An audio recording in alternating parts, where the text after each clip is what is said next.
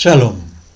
En esta ocasión hemos titulado esta corta reflexión El oficio de sacerdote, profeta y rey. Nos presentamos ahora delante del Todopoderoso de Israel para pedirle perdón por nuestras ofensas. Padre Yahweh que estás en los Shamaín, te pedimos perdón, Rey, en esta hora, porque reconocemos que siempre te fallamos, de pensamiento, de palabra, por acción o por omisión, Padre eterno. Tennos paciencia y misericordia, igual a tu pueblo de Israel, Padre. Estamos en proceso, estamos en ese camino estrecho, en esa senda antigua, y no queremos separarnos de ti, Padre, por ninguna circunstancia, Rey. Tú eres el primero, tú eres nuestro Elohim, único y verdadero, Padre. Te pedimos un corazón nuevo, un corazón sano, un corazón renovado, reformateado, Padre, para que la palabra que tienes para nosotros penetre en lo más profundo y produzca frutos, para tu honra y alabanza, por los méritos del Mesías Yahoshua. Amén.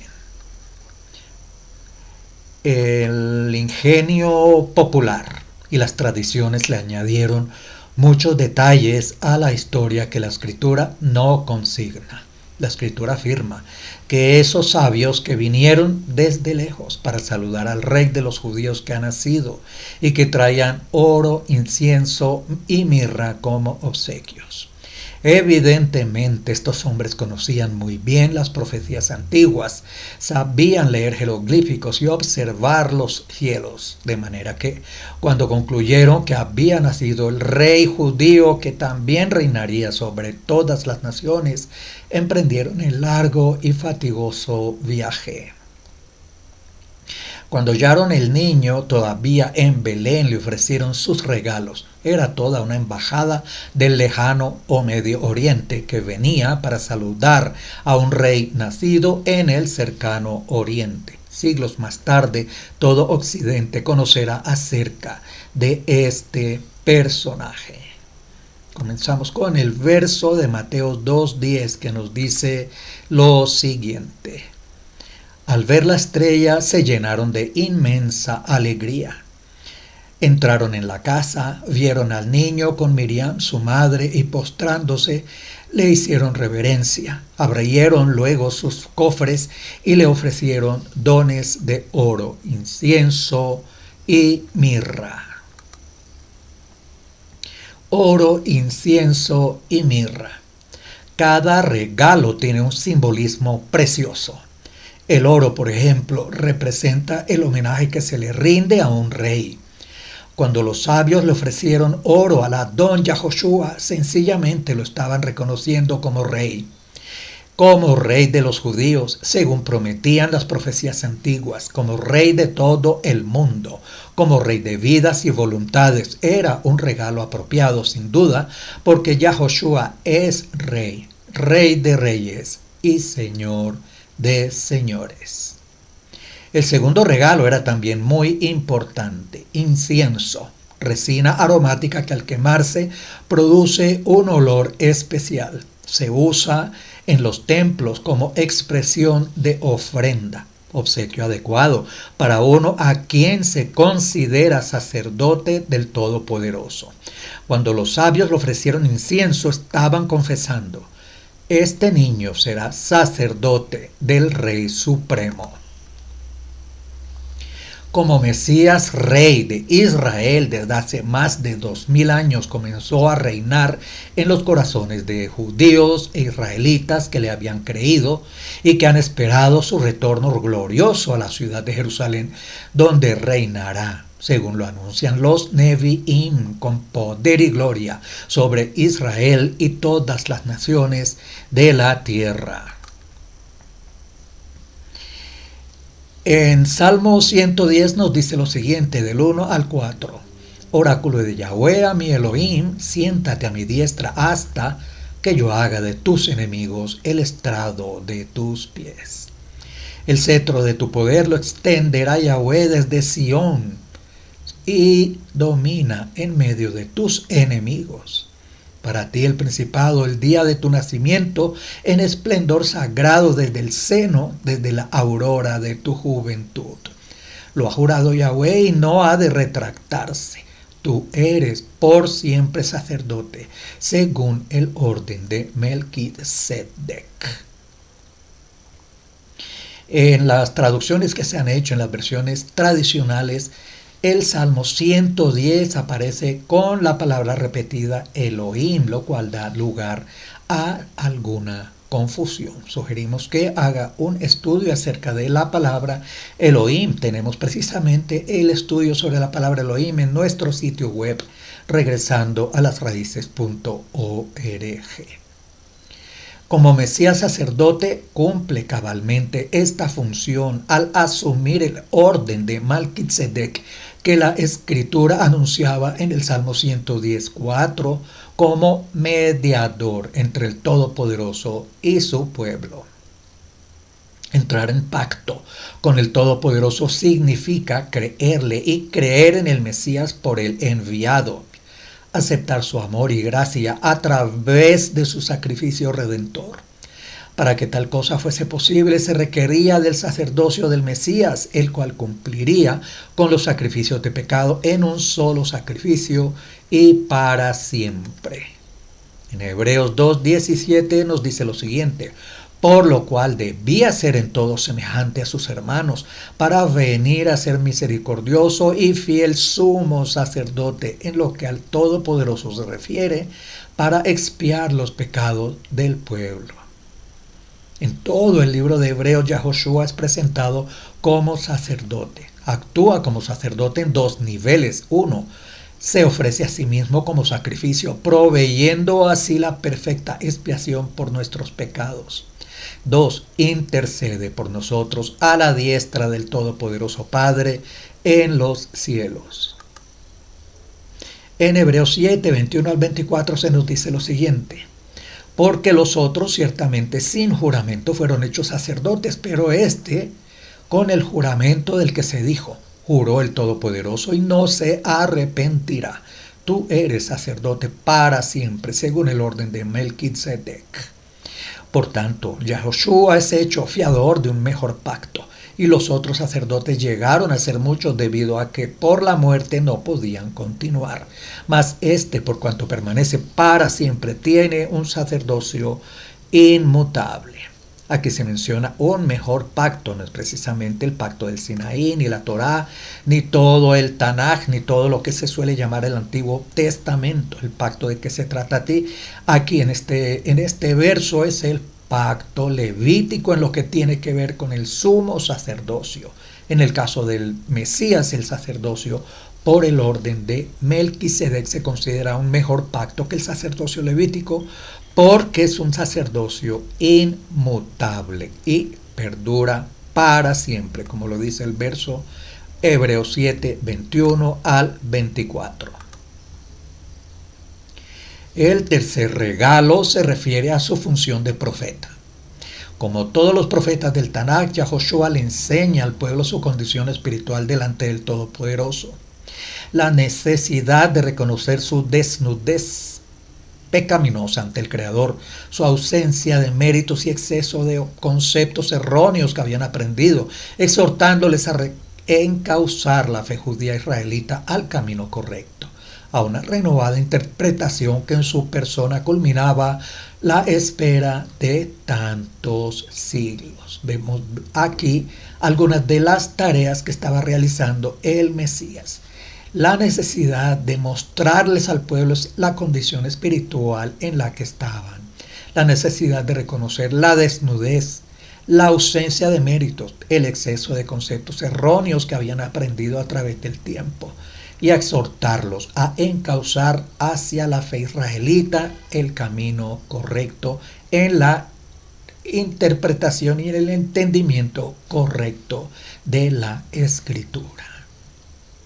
En el llamado Sermón del Monte, leemos su manera sabia y autoritativa de reencauzar la fe a la doctrina original.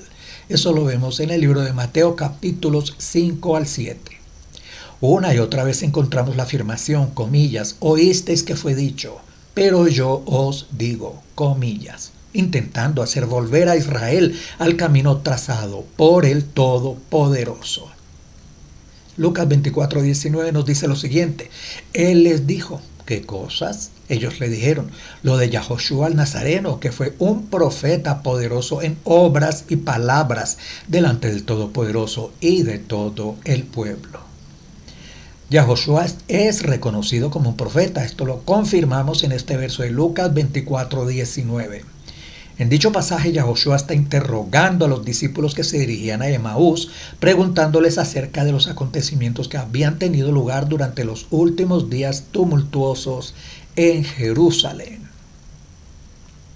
En Números 11:29 vemos lo siguiente. Vemos lo siguiente. Ojalá todo el pueblo del Todopoderoso fuese profeta, según la expresión de Moisés. Y vemos que Abraham, el padre del pueblo judío, fue también un profeta y también el padre del pueblo israelita y de todas las naciones. Eso lo vemos en Génesis 27. Moisés fue un profeta, posiblemente el más grande de todos los profetas. Lo vemos en Deuteronomio 34:10. El rey Shaul profetizó, 1 Samuel 10:11 y 19:20. David y Salomón fueron profetas en el sentido que recibieron parte de la revelación inspirada del Todopoderoso y contribuyeron así a nuestro Tanaj. Comenzando por Elías y Eliseo, se lanza un gran movimiento profético con nombres de la talla de Isaías, Jeremías, Ezequiel, Daniel y algunos otros, y los profetas conocidos también como los profetas menores. En una ocasión Moisés aparece diciendo, comillas, ojalá todo el pueblo del Todopoderoso fuese profeta. Lo vemos en Números 11:29, una corta lista de algunos de los profetas mencionados en todo el recorrido de la historia. Abraham, Moisés, Shaul, David, Salomón, Elías, Eliseo, Isaías, Jeremías, Ezequiel, Daniel, muchos otros y los conocidos como profetas menores. Deuteronomio 18:15 nos dice lo siguiente. Profeta de en medio de ti, de tus hermanos como yo, te levantará Yahweh tu Elohim, a él oiréis. Y en Deuteronomio 18 y unas referencias a Hechos 3:22 y Hechos 7:37 nos dice, comillas, profeta les levantaré de en medio de sus hermanos como tú, y pondré mis palabras en su boca y les hablará todo lo que yo le mandare. Una lectura superficial podría hacernos interpretar estos pasajes como refiriéndose a alguna figura humana futura, tal como Isaías o algún otro de los grandes profetas. Podría hasta ser aplicado al profeta tan especial que vino justo antes del Mesías, como lo vemos en la expresión de Malaquías 4:5 y la realización en Juan 1:25, la referencia en Malaquías 4:5 y en Juan 1:25. Sin embargo, en los escritos nazarenos, estas citas de Deuteronomio se aplican particularmente al Mesías, como en uno de los sermones de Pedro en Hechos 3:22 o en la defensa de Esteban frente al concilio en Hechos 7:37. En varias ocasiones el pueblo que había sido testigo de una obra maravillosa por parte de Yahoshua respondió identificándolo con un profeta o el profeta que había de venir en los postreros tiempos. Esto lo vemos en Mateo 21:46, Lucas 7:16, Juan 6:14. Los discípulos que iban camino de Emaús lo identificaron como tal, como vimos en Lucas 24:19.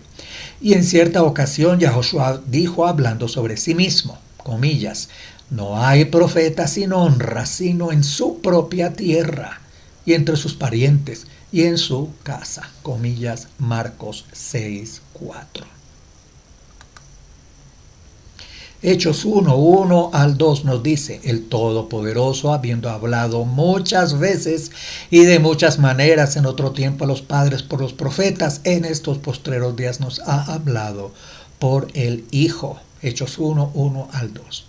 Quizá este es un pasaje muy importante desde el punto de vista mesiánico. La introducción en el libro de Hebreo declarando al Mesías como el profeta por el cual el Todopoderoso venía a dejar un mensaje. Mateo 7:28 al 29 nos dice, la gente se admiraba de su doctrina porque les enseñaba como quien tiene autoridad y no como los escribas. Un profeta es alguien que habla en nombre de otra persona. En estos versículos, el Mesías es presentado como alguien que, del mismo modo que los profetas del Tanaj, habla de parte del Todopoderoso.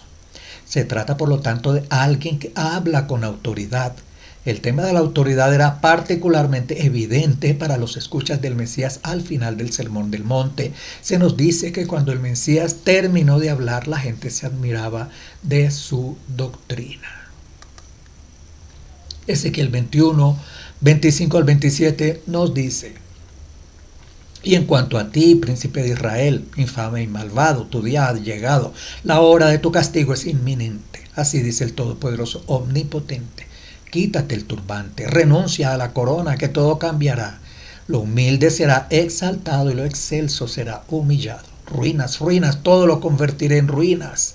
Esto no sucederá hasta que venga a aquel a quien le asiste el derecho y a quien le pediré que establezca la justicia.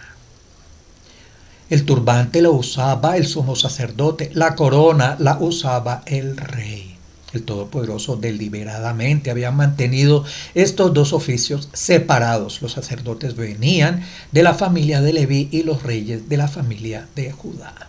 En otro estudio que estamos preparando, vamos a considerar estos tres oficios desde el tiempo de Adán y vamos a tener algunas gratas sorpresas en cómo el oficio de sacerdote, profeta y rey estaba establecido desde los tiempos de Adán y cómo se fue trasladando a través del tiempo. El tercer oficio santo, el de profeta, podía ser de cualquier tribu y ciertamente hubo sacerdotes que también fueron profetas. Por ejemplo, Ezequiel y Zacarías, y por lo menos un rey fue profeta también, David. Tenemos entonces aquí estos tres oficios combinados en algunos de los sacerdotes. Sacerdote y rey, profeta y rey, y en algunas oportunidades los tres oficios, como en el caso de nuestro Mesías Yahoshua. Le invitamos a que investigue y profundice más en este tema tan interesante. Ezequiel 21, 25 al 27 y Génesis 14, 18.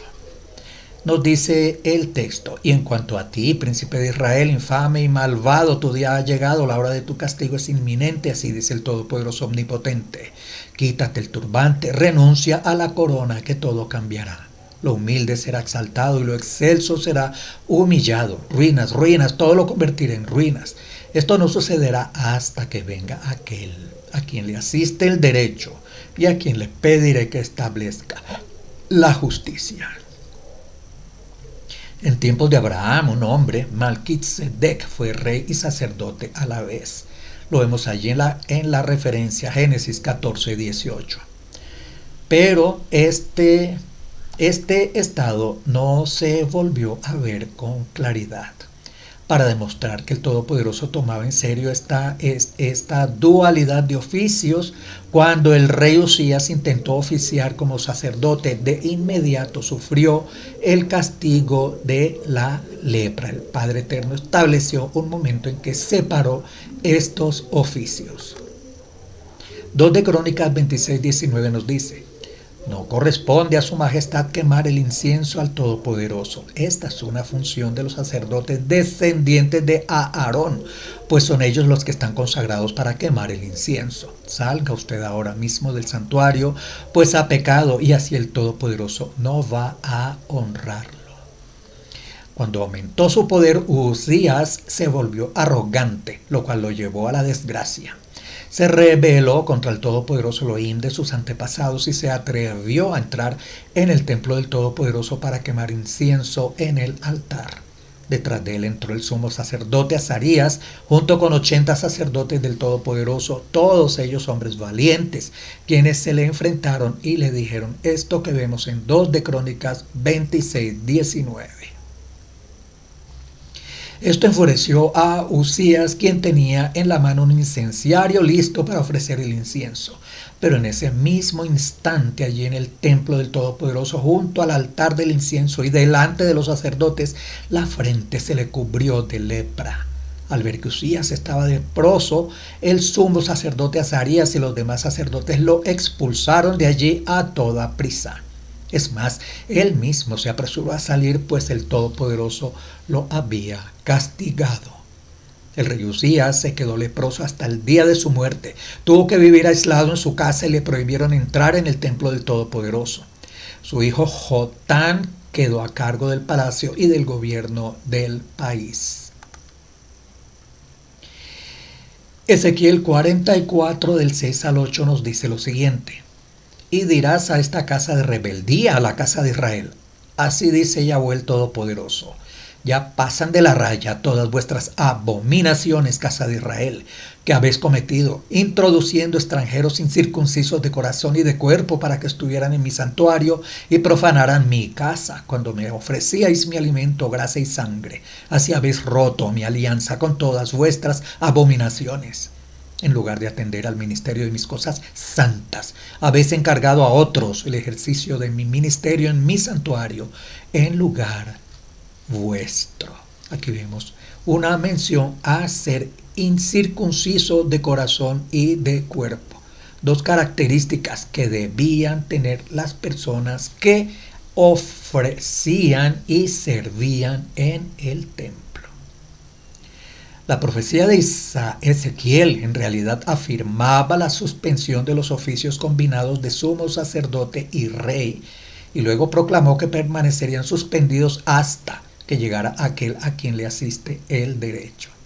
Ese aquel, en este pasaje, por supuesto, se refiere a un individuo, y esto se refiere al oficio combinado de rey y sacerdote, en otras palabras, alguien como Melquisedec. El Todopoderoso declaró que solamente aquellos que que pertenecían a la familia fiel de Sadoc podrían ministrar ante él en el templo del milenio. Sadoc, en hebreo Zadok, que significa justo. Fue un sacerdote descendiente de Eleazar, el hijo de Aarón. Él ayudó al rey David durante la revuelta de su hijo Absalón y fue posteriormente el instrumento para traer al rey Salomón al trono. Zadok en hebreo, Zadok, que significa justo.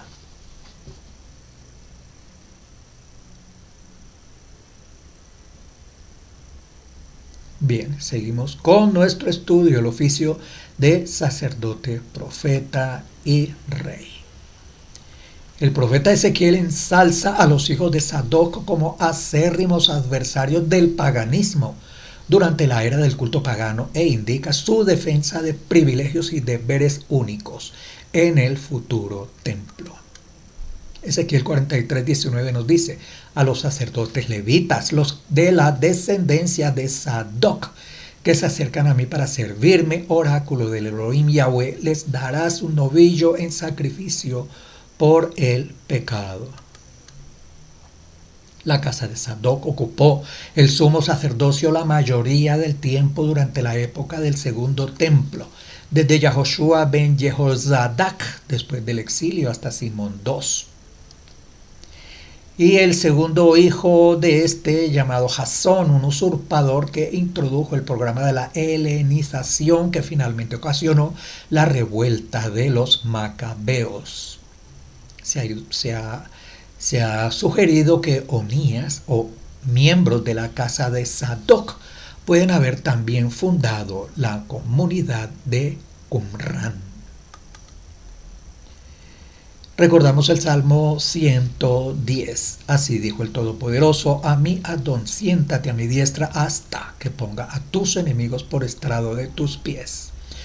El Todopoderoso extienda desde Sión el poder de tu cetro. Domina tú en medio de tus enemigos. Tus tropas estarán dispuestas el día de la batalla, ordenadas en santa majestad. De las entrañas de la aurora recibirás el rocío de tu juventud. El Todopoderoso ha jurado y no cambiará de parecer. Tú eres sacerdote para siempre, según el orden de Melquisedec. La única persona mayor al rey David, autor del Salmo 10, y sin embargo, no el Todopoderoso, tenía que ser su hijo el Mesías. Por consiguiente, este salmo nos dice que el Mesías es nombrado sacerdote para siempre según el orden de Melquisedec. Vamos a Hebreos 19:20 que nos dice lo siguiente.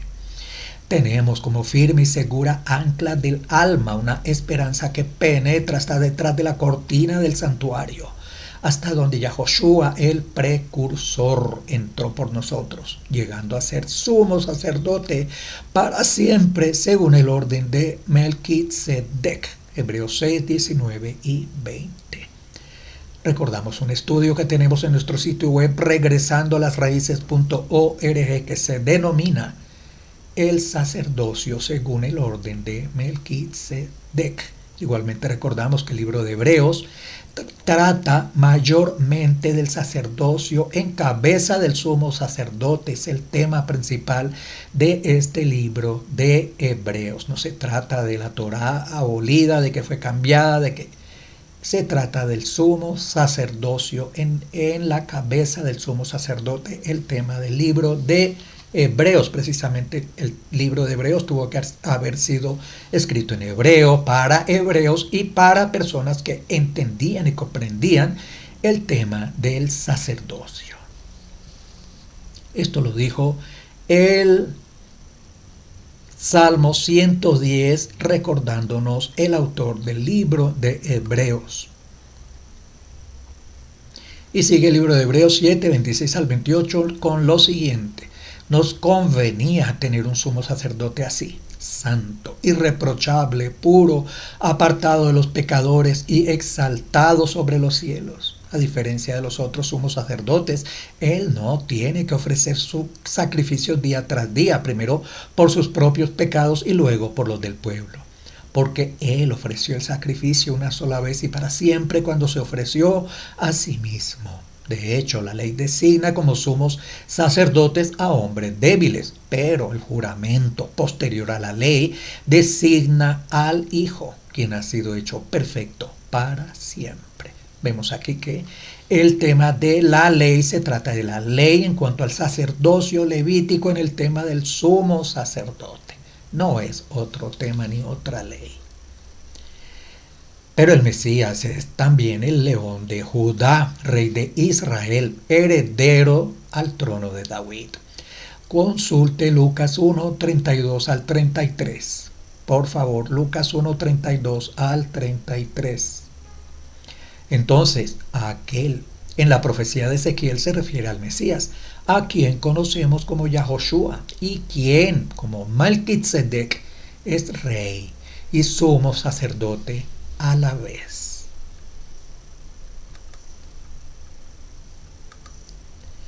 El último rey legítimo que se sentó en el trono de David fue Jeconías, también conocido como Joaquín, cerca del año 600 antes de la era común, alrededor del tiempo de la profecía de Ezequiel.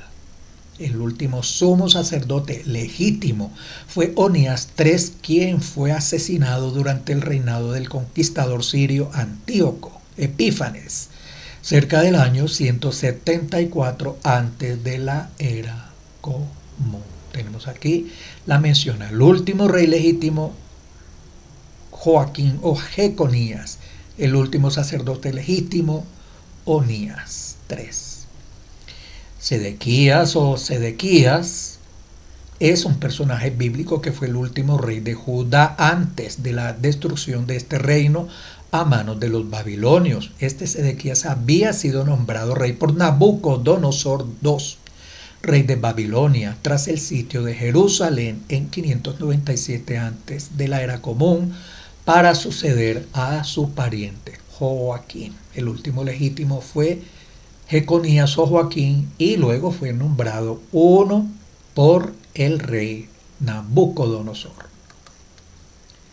Al darse cuenta de que el oficio de sumo sacerdote podría enriquecer enormemente a la persona, Antíoco empezó a subastarlo al mejor postor.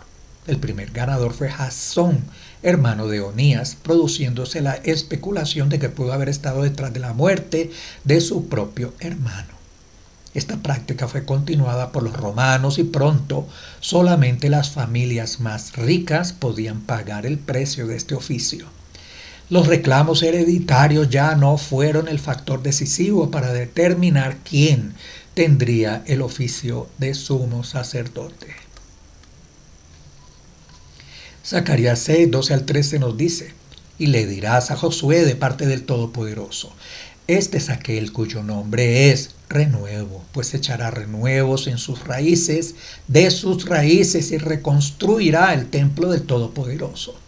Él reconstruirá el templo del Todopoderoso, se revestirá de majestad y se sentará a gobernar en su trono. También un sacerdote se sentará en su propio trono y entre ambos habrá armonía. Aquí vemos la dualidad de funciones como rey y como sacerdote en esta profecía de Zacarías 6, 12 al 13. Aquí vemos que esta escritura nos indica que estos oficios que fueron suspendidos volverán a combinarse. El Todopoderoso le había dicho a Zacarías que hiciera una corona de plata y oro y la colocara sobre la cabeza de Josué, el sumo sacerdote, en Zacarías 6, 9 al 11. Esto sucedió después del retorno de Babilonia, pero antes del tiempo de Antíoco, haciendo así que Josué fuera un legítimo portador del oficio. La plata era la moneda de la redención y simbolizaba el sacerdocio. El oro, por supuesto, es para la realeza, el rey. Luego Zacarías usó a Josué como un sustituto del Mesías, diciendo: este es aquel cuyo nombre es renuevo. Es interesante ver que el nombre Josué es una variación de Yahoshua, el nombre de Yahoshua en hebreo, haciéndolo un claro modelo con este ejemplo. En él finalmente habrá armonía entre los dos oficios y de esa manera la promesa del Salmo 110 se cumple. Hebreos 8.1 nos dice lo siguiente: este es el punto capital de cuanto venimos diciendo, que tenemos un sumo sacerdote tal que se sentó a la diestra del trono de la majestad en los cielos. Hebreos 8.1. El punto capital del tema del libro de Hebreos es el sumo sacerdote. Tenemos un gran sumo sacerdote, aquel que se sentó a la derecha del trono de la majestad en el cielo, el que sirve en el santuario, es decir, en el verdadero tabernáculo levantado por el Todopoderoso y no por ningún ser humano. Consulte Hebreos 8 del 1 al 2. Zacarías 14:9 nos dice lo siguiente: y será Yahweh rey sobre toda la tierra, el día aquel será único Yahweh y único su nombre. Zacarías 14:9. Y un día pronto él aparecerá en el cielo con todos sus santos, y entonces al final de ese glorioso día de 1000 años, hablamos aquí del Mesías Yahoshua, entonces el Todopoderoso reinará sobre toda la tierra. En aquel día el Todopoderoso será el único Elohim y su nombre será el único nombre. Zacarías 14:9. Bien, con este verso de Zacarías 14:9 dejamos la inquietud y la invitación para que se siga investigando acerca de estos oficios de sacerdote, profeta y rey. Podrá encontrar más vídeos de este tema en nuestro sitio web regresando a lasraíces.org. Igualmente encontrará otros temas y otros recursos que le pueden ayudar a sus investigaciones. Le damos todo agradecimiento al Todopoderoso de Israel por habernos permitido la vida, este tiempo, estos recursos y estos medios de comunicación para estudiar, para escudriñar, para investigar su santa palabra bajo el contexto hebreo, israelita y nazareno. Para el Todopoderoso de Israel, toda alabanza, honra y adoración por los méritos del Mesías Yahushua, al cual damos todo honor y reverencia. Y pedimos shalom para Jerusalén y paz para su pueblo de Israel y perdón para nosotros, los que estamos regresando a las raíces hebreas. Toda Rabá por su atención, muchas gracias, los esperamos en otra ocasión.